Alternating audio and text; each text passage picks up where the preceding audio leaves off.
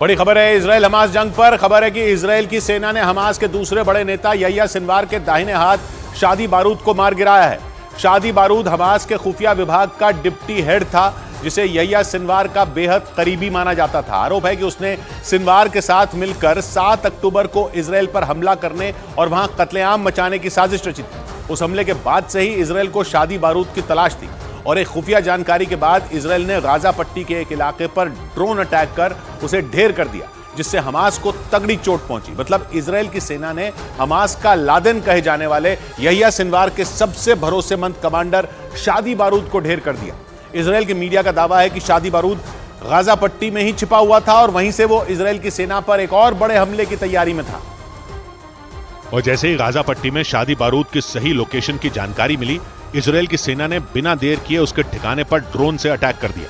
Israel का दावा है कि उसके इस ड्रोन हमले में हमास के खुफिया विभाग का डिप्टी हेड शादी बारूद मारा गया। इजराइल की मीडिया के मुताबिक बारूद हमास के उसामा बिन लादेन कहे जाने वाले यहिया सिनवार का दाहिना हाथ था और इजराइल में हुए कत्लेआम के लिए हमास के इसी चेहरे यानी यहिया सिनवार को जिम्मेदार ठहराया जा रहा है, क्योंकि इजराइल के मुताबिक 7 अक्टूबर को उसकी जमीन पर लोगों का खून बहाने की पूरी स्क्रिप्ट यहिया सिनवार नहीं लिखी थी और आरोप है कि सिनवार की उस साजिश में शादी बारूद भी बराबर का भागीदार था और इसी वजह से इजराइल शादी बारूद की तलाश में जुटा था। आरोप है कि सिनवार और शादी बारूद के इशारे पर ही हमास के लड़ाकों ने इजराइल की जमीन को यहूदियों के खून से लाल कर दिया था। इजराइल के मुताबिक हमास के उस हमले में इजराइल में सैकड़ों लोगों की जान चली गई थी और हमास के लड़ाकों ने 200 से ज्यादा लोगों को बंधक बना लिया था। फिलिस्तीन के इस चरमपंथी संगठन के हमले के बाद इजराइल ने हमास को जड़ से उखाड़ फेंकने की कसम खा ली थी और उसी दिन से इजराइल हमले के मास्टरमाइंड सिनवार और शादी बारूद की तलाश में जुटा था।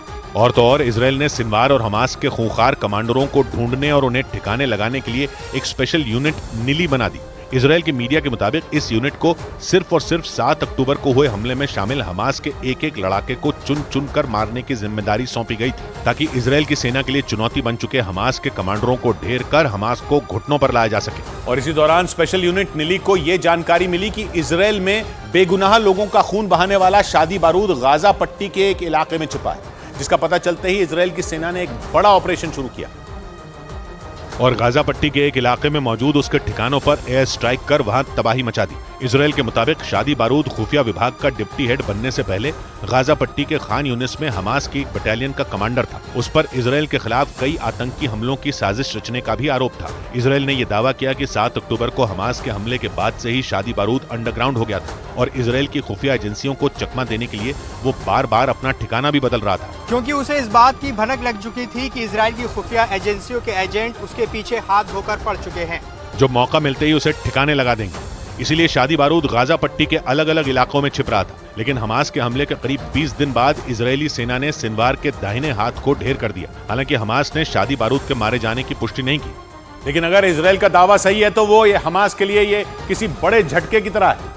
हालांकि इजराइल का सबसे बड़ा दुश्मन और हमास का लादेन यानी यहिया सिनवार अब भी इजरायली सेना की पकड़ से दूर है। हालांकि उसे ढूंढ निकालने के लिए इजराइल ने अपनी पूरी ताकत झोंक दी, क्योंकि माना जाता है कि यहिया सिनवार लादेन से भी ज्यादा कट्टर और खतरनाक है, जो किसी भी सूरत में इजराइल का नामो निशान मिटा देना चाहता है। उसी ने 7 अक्टूबर को एक ऐसे हमले को अंजाम दिया जो कई साल तक इजराइल को नासूर बनकर चुभता रहेगा। आरोप है कि सिनवार के इशारे पे ही हमास के आतंकियों ने इजराइल में मौत का तांडव मचाया था। और इजराइल के मीडिया के मुताबिक यहिया सिनवार ने न सिर्फ रॉकेट और मिसाइलों से हमले की रणनीति बनाई थी, बल्कि सुरंगों के जरिए इजराइल में घुसने का प्लान भी उसी का था। मतलब सैकड़ों की संख्या में यहूदी नागरिकों को मारकर इजराइल को गहरे घाव देने वाला कोई और नहीं बल्कि सिनवार ही है। और उस हमले के बाद से हमास और इजराइल एक दूसरे के खून के प्यासे बने हुए हैं। इसी वजह से इजराइल की हिट लिस्ट में यहिया सिनवार का नाम सबसे ऊपर है। लेकिन दावा है कि पूरा जोर लगाने के बाद भी इजराइल की खुफिया एजेंसी और उसकी सेना के पास सिनवार का एक सुराग तक नहीं है। और दावा है कि वो इजराइल की खुफिया एजेंसियों को चकमा देने के साथ साथ किसी बड़े हमले की तैयारी में जुटा है। और अगर इस दावे में जरा भी सच्चाई है तो जंग में इजराइल की मुसीबत बढ़ सकती है। 61 साल का यहिया सिनवार इजराइल का नामो निशान मिटा देना चाहता है और इसी वजह से वो इजराइल के रडार पर है। लेकिन न्यूज एजेंसी रॉयटर्स के मुताबिक हमास के इस क्रूर कमांडर का इजराइल के पास सुराग तक नहीं है। वो कहां है, किस इलाके में बैठा है और कैसे अपने खतरनाक मंसूबों को अंजाम दे रहा है, इसकी कोई जानकारी इजराइल के पास नहीं है। मतलब हमास का उसामा बिन लादेन इजराइल को जख्म देने के बाद से गायब है। हालांकि इजरायल की सेना के साथ साथ वहां की खुफिया एजेंसी मोसाद के टॉप एजेंट उसकी तलाश में दिन रात जुटे हैं। और आशंका जताई जा रही है कि यहिया सिनवार गाजा पट्टी में बनी सुरंगों में ही छिपकर बैठा है। इसी वजह से मोसाद के एजेंट उसकी सटीक लोकेशन का पता नहीं लगा पा रहे। एक रिपोर्ट के मुताबिक सिनवार न सिर्फ इजरायल को मिटाना चाहता है, बल्कि उसका प्लान पूरी दुनिया पर हमास के कब्जे का है।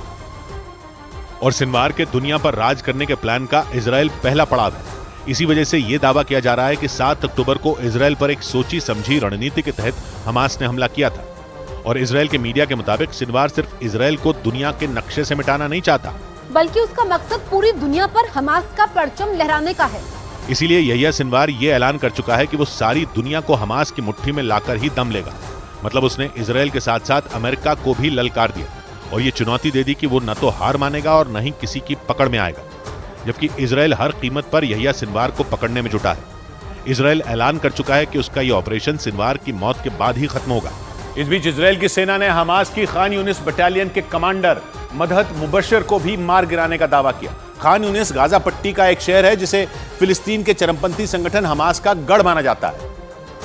जहां मौजूद हमास के 250 से ज्यादा ठिकानों पर इजरायल की सेना ने आसमान से बमबारी कर वहां तबाही मचा दी। इजरायल की सेना की तरफ से इसका एक वीडियो भी जारी किया गया, जिसमें शहर के एक इलाके में बमों के गिरने के बाद जोरदार धमाके होते दिखाई दिए। जो वीडियो सामने आया उसमें इजरायल के हवाई हमले के बाद वहां आग के बड़े बड़े गोले उठते दिखे। धुएं के काले गुबार ने पूरे इलाके को ढक लिया। बाद में इजरायल की सेना ने दावा किया कि उसके इस हमले में खान यूनिस बटालियन का कमांडर मदहत मुबशर मारा गया। इजरायल की सेना के मुताबिक इस एयर स्ट्राइक में शहर में मौजूद हमास की कई सुरंगें भी ध्वस्त हो गई। और इसी तरह इजरायल की सेना ने हमास के दरश तूफा बटालियन के कई ठिकानों पर भी एक साथ एयर स्ट्राइक की। इजरायल ने दावा किया है कि उसके हवाई हमलों में उस बटालियन के 3 बड़े कमांडरों की मौत हो गई, जिन्होंने 7 अक्टूबर को इजरायल में घुसकर बेगुनाह लोगों को मौत के घाट उतार दिया था।